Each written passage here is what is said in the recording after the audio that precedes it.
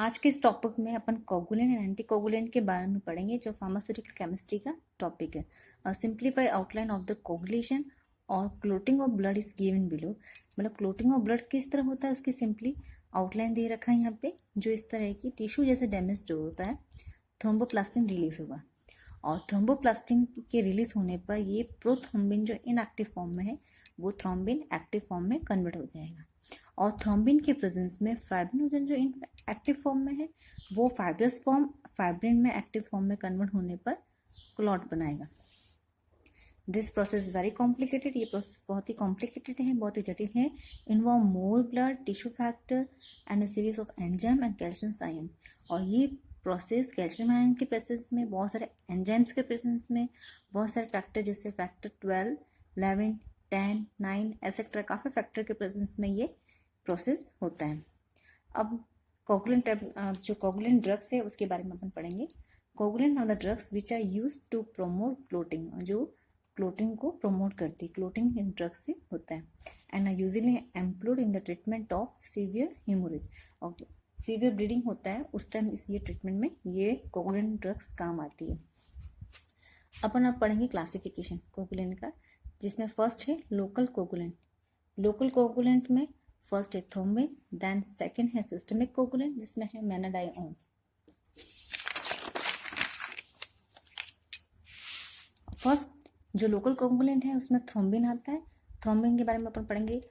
Blood clotting protein है, ये blood clotting protein है। थ्रोम्बिन इज अ सीरीन प्रोटीयस, मतलब ये प्रोटीन के अंदर जो अमीनो एसिड सीरीन होता है इसलिए इसको सीरीन प्रोटीयस बोलते हैं, जो एंजाइम होता है which convert the fibrinogen into fibrin. पहले ही अपन ने पढ़ा है कि ये थ्रोम्बिन के प्रेजेंस में फाइब्रिनोजन इनएक्टिव फॉर्म में होता है, वो फाइब्रिन में कन्वर्ट होने के बाद क्लोट बनाता है। ये थ्रोम्बिन के प्रेजेंस में ही ये क्लोट बनता है and play an important role in haemostasis and thrombosis. Thrombosis मतलब वेन्स में ब्लड में क्लोट भी थ्रोम्बिन के प्रेजेंस में होता है, और हेमोस्टेसिस मतलब ब्लीडिंग हो रही तो भी क्लोट ये इसके थ्रोम्बिन के प्रेजेंस में ही होगा। Thrombin stimulate the platelets and clotting factor 5, 8, 11 for enhancing haemostasis. और थ्रोम्बिन जो होता है वो जैसे ब्लीडिंग स्टार्ट होगी तो ये प्लेटलेट्स को स्टिमुलेट करेगा, और क्लोटिंग फैक्टर 5, 8 और 11 ये ही थ्रोम्बिन के प्रेजेंस में ही स्टिमुलेट होने लग जाएंगे, और ये हेमोस्टेसिस को एनहांस करेगा, मतलब ब्लीडिंग में क्लोटिंग स्टार्ट करेगा, ये क्लोटिंग प्रोसेस को ये प्रोमोट करेगा। अपन अब पढ़ेंगे प्रॉपर्टीज थ्रोम्बिन की। थ्रोम्बिन इज ए थर्मोलाइबल, मतलब जैसे ही टेम्परेचर इंक्रीज होगा ये डिटोरेट होने लग जाएगा।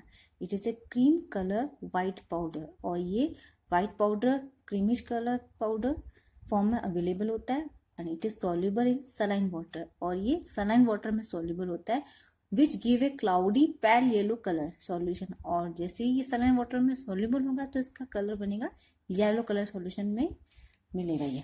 अब ना use of a thrombin, it activate platelets and factor 5, 8, 9, 5, 8, 11 to enhance the haemostasis. पहले अपन ने पढ़ा है कि थ्रोम्बिन के प्रेजेंस में प्लेटलेट्स एक्टिव हो जाएंगे, और फैक्टर भी जैसे 5, 8, 11 एक्टिव होने के बाद में ये एनहेंस को करेगी, हेमोस्टेसिस को एनहेंस करेगा, मतलब ब्लीडिंग में फ्लोट को प्रोमोट करेगा। It is useful in inflammation and wound healing, और ये सूजन के टाइम, इन्फ्लेमेशन मतलब सूजन के टाइम, और वाउंड हीलिंग मतलब चोट के टाइम ये बहुत ही यूजफुल रहती है।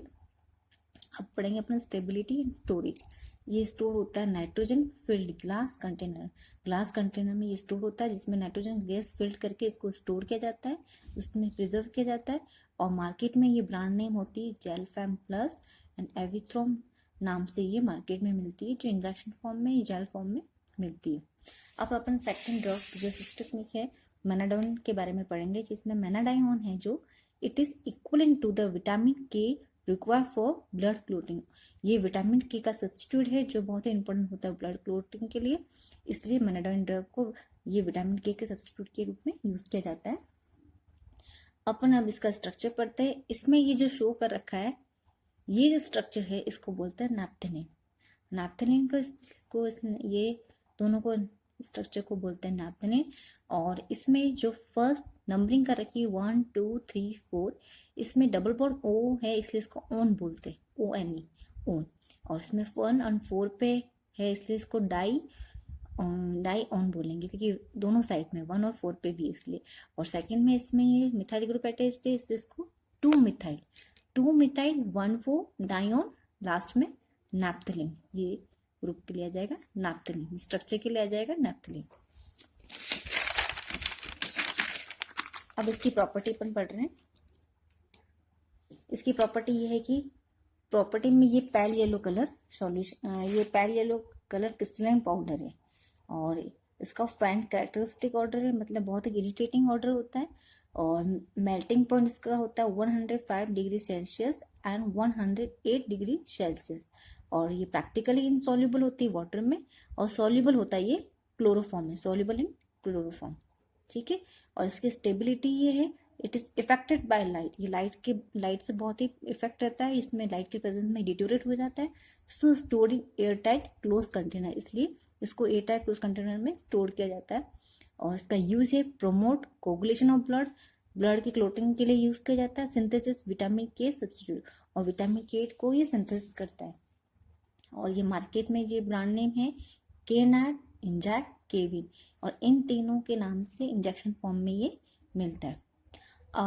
अपन अब पढ़ेंगे एंटीकोगुलेंट के बारे में। अब anticoagulant are the drugs which are use to prolong the clotting time. और एंटीकोगुलेंट जो ड्रग है वो अपने ब्लड में क्लोटिंग टाइम को प्रोलॉन्ग करता है, मतलब लंबा करता है।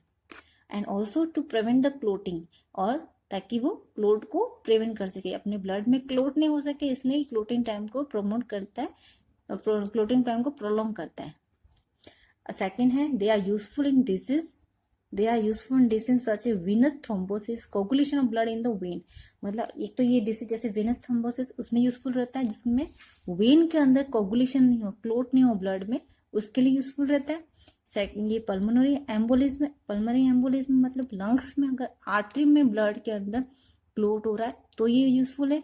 एंड मायोकार्डियल इन्फेक्शन मतलब हार्ट मसल्स में ब्लड सर्कुलेशन हो रहा है और सर्कुलेशन के टाइम क्लोट नहीं हो गए, उस टाइम ये ड्रग इंपॉर्टेंट रहती है। एंटीकोगुलेंट ड्रग उस टाइम बहुत ही इफेक्टिव रहती है। They are also used in preservation and storage of blood में ये ब्लड को भी प्रिजर्व स्टोर करने में काफी टाइम तक ये मेंटेन रखता है ताकि ब्लड क्लोट नहीं हो सके। And they are also used in prevent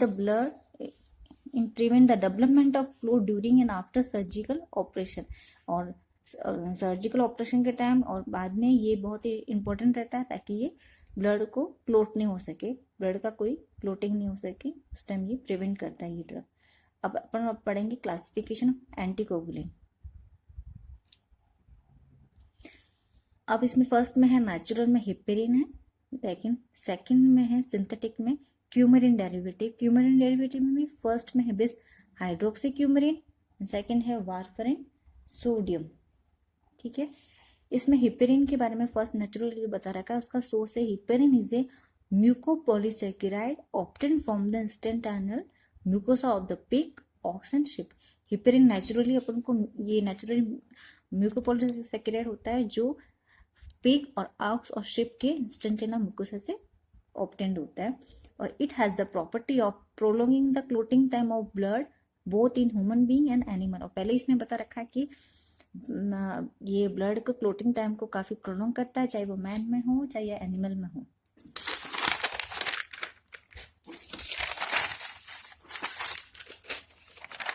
इसकी प्रॉपर्टी ये है heparin sodium is a white greyish white hygroscopic powder. और हिपेरिन सोडियम जो होता है वाइट है, grace white hygroscopic powder form में मिलता है। मतलब ये हाइग्रोस्कोपिक मतलब ये मॉइस्चर को ऑब्जर्व कर देता है। इट इज एन ऑर्डरलेस, इसमें कोई ऑर्डर नहीं होता है, इसका कोई स्मेल नहीं होता है। It is soluble in water and in saline solution forming a clear colour solution. ये वाटर में सॉल्युबल होता है और सलाइन सॉल्यूशन में भी सॉल्यूशन में ये सॉल्युबल होता है जो बिल्कुल क्लियर सॉल्यूशन देता है। इसकी स्टेबिलिटी है, it is affected bye micro organism and is also hygroscopic, so it is stored in the tightly closed end seal container. एक तो ये माइक्रो ऑर्गेनिज्म से बहुत ही इफेक्टेड रहता है और हाइग्रोस्कोपिक नेचर होने के कारण इसको स्टोर किया जाता है टाइटली क्लोज्ड और सील कंटेनर में, ताकि ये प्रिजर्व हो सके। इसका यूज है, it is use to prevent thrombosis in cardiovascular surgery. Cardiac surgery के टाइम में वेन्स में कोई ब्लड में क्लोट नहीं हो सके, इसलिए इसको यूज किया जाता है कार्डियोवास्कुलर सर्जरी के टाइम में, ताकि थ्रोम्बोसिस नहीं हो सके। And also in pulmonary embolism, और लंग्स में आर्टरी के अंदर ब्लड में कोई क्लोट नहीं हो सके तब इसको यूज किया जाता है, इसलिए पल्मोनरी एम्बोलिज्म बोलते हैं। ब्रांड नेम होता है मार्केट में, ये बिपेरिन इंजेक्शन और कैप्रिन इंजेक्शन के फॉर्म में अवेलेबल होती है। अब सेकंड पढ़ेंगे क्यूमरिन डेरिवेटिव के बारे में, जिसके अंदर फर्स्ट बता रखा है वारफरिन सोडियम। वारफरिन सोडियम में स्ट्रक्चर में ये दे रखा है कि एक तो ये सोडियम से अटैच्ड है, ठीक है, और एक ये इसमें स्ट्रक्चर के अंदर ऑक्सीजन है दोनों साइड में। तो बेंजीन में जो कार्बन आटम है, एक में कार्बन आटम रिप्लेस में हो गया, इसमें ऑक्सीजन आ गया, एक में कार्बन आटम का H हाइड्रोजन रिप्लेस होकर ऑक्सीजन आ गया, इसलिए इसको अपन क्रोमीन बोलते हैं, इसको बोलते हैं क्रोमीन, ठीक है। और इसमें IUPAC नेम के अंदर अपन पहले देखेंगे कि थर्ड नंबरिंग कर रखी 1 2 3 एंड 4, 1 2 3 4 नंबरिंग कर रखी। उसमें 3 में बता रखा है कि 1 2 3 4 ये जो चेन बनी है वो 4 कार्बन की चेन बनी हुई है, इसलिए इसको फर्स्ट नंबरिंग पे अपन बता रहेंगे कि ये ब्यूटाइल ग्रुप है। ब्यूटाइल ग्रुप के अंदर भी ये ब्यूटाइल में 1 2 एंड 3 पे ऑक्सीजन एटम से अटैच्ड है, इसलिए इसका ये नंबरिंग में ये IUPAC नंबर में ऐसे बनेगा 3 के 3 ऑक्सो। 3 के 3 ऑक्सो में फर्स्ट में बता रखा फिनाइल और ब्यूटाइल ग्रुप। इसमें फर्स्ट में एक तो ब्यूटाइल और फिनाइल ग्रुप से अटैच्ड है, ठीक है, और सेकंड में ऑक्सो से अटैच्ड है, इसलिए इसको लिखेंगे सोडियम। तो ये सोडियम यहाँ पे है, इसलिए सोडियम 2 ऑक्सो। सेकंड में ऑक्सो, इसलिए 2 ऑक्सो। थर्ड के अंदर बता रखा है कि फर्स्ट नंबर पे ये ब्यूटाइल और फिनाइल अटैच्ड है, इसलिए 1 फिनाइल ब्यूटाइल 2H इसलिए क्योंकि यहाँ पे जो डबल बॉन्ड है वो दोनों ही कार्बन आटम रिप्लेस होने पर यहाँ पे ये डबल बॉन्ड यहाँ आने गया है, इसलिए शेयरिंग हो गई, इसलिए 2H हो जाएगा। और क्रोमिन अपने पहले ही शो कर रखा है कि यहाँ पे इस बेंजीन में O अटैच्ड हो गया, ऑक्सीजन अटैच्ड, इसलिए क्रोमिन। 4 ओलेट इसलिए क्योंकि 4 नंबर पे ऑक्सीजन अटैच, इसलिए वापस IUPAC नेम देखिए आप, सोडियम यहाँ है, इसलिए 2 ऑक्सो, 2 पे ऑक्सीजन अटैच्ड है, इसलिए 2 ऑक्सो। 3 ऑक्सो।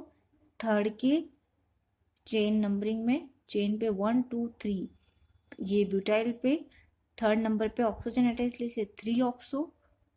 1 पे फिनाइल ब्यूटाइल है, मतलब थर्ड के 1 पर ये फिनाइल और ब्यूटाइल अटैच्ड है, इसलिए 1 फिनाइल ब्यूटाइल। 2H क्योंकि इलेक्ट्रॉन इसमें ये डबल बॉन्ड शेयर हो गया है दोनों कार्बन से रिप्लेस होने के कारण, इसलिए यहाँ पे 2H लिखा। क्रोमिन यहाँ पे बेंजीन में O अटैच, इसलिए क्रोमिन। फिर 4 ओलेट, 4 पे ऑक्सीजन अटैच, इसलिए 4 ओलेट। इसकी प्रॉपर्टी ये है कि it is white hygroscopic powder. ये कैसा है वाइट हाइग्रोस्कोपिक पाउडर? वापस वही है कि ये मॉइस्चर को ऑब्जर्व कर लेता है, इसलिए इसको हाइग्रोस्कोपिक भी बोलते हैं। इसका नेचर हाइग्रोस्कोपिक है और वाइट पाउडर फॉर्म में ये अवेलेबल होता है। It is soluble in water, water में सॉल्युबल रहता है। इट हैज़ बिटर टेस्ट, इसका टेस्ट भी बिटर कड़वा होता है। स्टेबिलिटी एंड स्टोरेज स्टेबिलिटी इसकी ये है कि it is affected by light से इफेक्टेड रहता है। And also hygroscopy so stored in light resistant tightly close container.